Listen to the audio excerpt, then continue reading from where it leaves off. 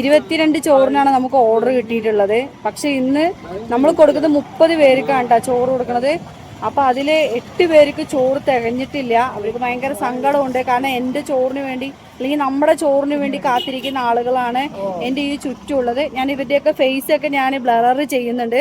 കാരണം വേറൊന്നുമല്ല, അവർക്ക് ഒരു നേരത്തെ ആഹാരം കിട്ടിക്കഴിഞ്ഞാൽ അത്രയും ആശ്വാസമാണ് അവർക്ക്. അപ്പോൾ ഒരുപാട് അർഹതപ്പെട്ട ആളുടെ കൂട്ടത്തിലുള്ളത്. അപ്പോൾ എല്ലാവരും ഒന്ന് ഒരു നേരത്തെ ആഹാരം നിങ്ങൾക്ക് ആർക്കെങ്കിലും തരാൻ താല്പര്യം ഉണ്ടെങ്കിൽ ഞാൻ എൻ്റെ നമ്പർ ഇവിടെ വെക്കുന്നുണ്ട്. നിങ്ങൾക്കെങ്കിലും സ്പോൺസർ ചെയ്യാൻ താല്പര്യം ഉണ്ടെങ്കിൽ ഈ നമ്പറിലൊന്ന് കോൺടാക്റ്റ് ചെയ്യണം. ഒരു നേരത്തെ ഫുഡിനുള്ള ഓർഡറാണ് ചോദിക്കുന്നത്. 8 പേർക്കാണ് ഫുഡ് ഇവിടെ തികയാത്തത്. അപ്പോൾ ഭയങ്കര സങ്കടത്തോടെ ഞാൻ ഇവിടെ നിന്ന് പോവുകയാണ്. അങ്ങനെ ഞാൻ ഫുഡ് കൊടുത്തിട്ട് വരുന്ന വഴിക്കാണ് ഇപ്പോൾ ഈ ഒരു വീഡിയോ എടുക്കുന്നത് കേട്ടോ. കാരണം വേറെ ഒന്നും അല്ലാതെ എനിക്ക് ഭയങ്കര വിഷമം തോന്നി. 8 പേർക്ക് ഭക്ഷണം കിട്ടിയിട്ടില്ല എന്ന് പറയുമ്പോൾ ഭയങ്കര സങ്കടമാണ്. എന്താ വെച്ച് കഴിഞ്ഞാൽ അവർ ആ ഭക്ഷണം കാത്ത് നിൽക്കുകയായിരുന്നു. പക്ഷേ എനിക്ക് ഇന്നലെ ഓർഡർ കിട്ടിയത് 22 പേർക്കാണ്. അപ്പോൾ കുറേ ആളുകൾ പറഞ്ഞു നിനക്ക് പറ്റുന്നത് ചെയ്താൽ പോരെ, പറ്റുന്ന ഓർഡർ എടുത്താൽ പോരെ, അങ്ങനെ എങ്ങനെയെന്നൊക്കെ പറഞ്ഞു. സഹായിക്കാൻ മനസ്സുള്ള ആളുകളിലേക്ക് ഈ വീഡിയോ എത്തിക്കഴിഞ്ഞാൽ ഉറപ്പായിട്ടും ഈ പട്ടിണി പാവങ്ങളുടെ വിശപ്പ് മാറും. എല്ലാ ദിവസവും അവർക്ക് പട്ടിണി കിടക്കേണ്ട വരില്ല.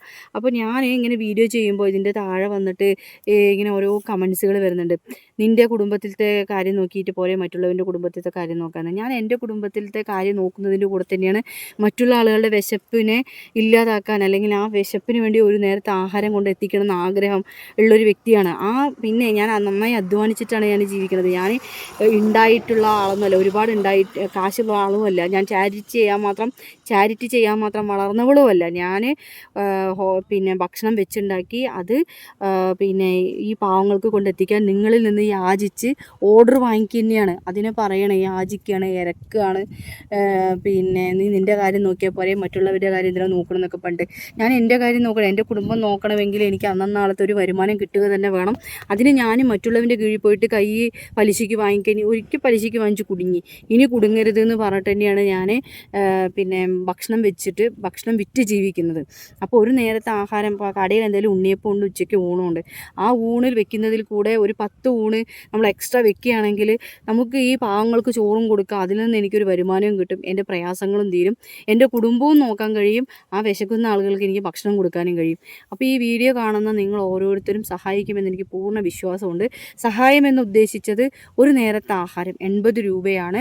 ഇനി നിങ്ങൾ പറയും എന്താണ് അവിടെയൊക്കെ 60 രൂപയുള്ളൂ, അവിടെയൊക്കെ 50 രൂപയുള്ളൂ എന്ന് പറയും. ഭക്ഷണം കൊടുക്കുമ്പോൾ നമ്മൾ നല്ലത് തന്നെ കൊടുക്കണം. ഞാൻ ഇലയിലാണ് കൊടുക്കുന്നത്. ചില സമയങ്ങളിൽ മാത്രമാണ് പാർസൽ കവറിൽ ചെയ്യാറുള്ളൂ, സിൽവർ കവറിലാണ് പാക്ക് ചെയ്യാറുള്ളത്. അതേപോലെ ഹൈജീനിക്കായിട്ട് നമ്മൾ കൊടുക്കുമ്പോഴാണ് നമ്മുടെ വീട്ടുകാർക്ക് എങ്ങനെയാണോ കൊടുക്കുന്നത് അതുപോലെ കൊടുക്കുക. ഭക്ഷണം വയസ്സായ ആളുകളാണ്, അവരെ നമ്മൾ തള്ളിക്കളയാൻ പാടില്ല. അവരെ മക്കളെ വലിച്ചെറിഞ്ഞിട്ടുണ്ടെങ്കിൽ പിന്നെ നമുക്കതിന് കഴിയില്ല. നിങ്ങളുടെയൊക്കെ അച്ഛൻ്റെയും അമ്മൻ്റെയും പ്രായം മാത്രമുള്ള അമ്മമാർക്കാണ് ഞാൻ ഈ ഭക്ഷണം കൊടുക്കുന്നത്. അപ്പോൾ നിങ്ങളെല്ലാവരും ഒരു നേരത്തെ ആഹാരം തന്ന് സഹായിക്കുമെന്ന് പറഞ്ഞുകൊണ്ട് ഞാൻ നിർത്തുന്നു.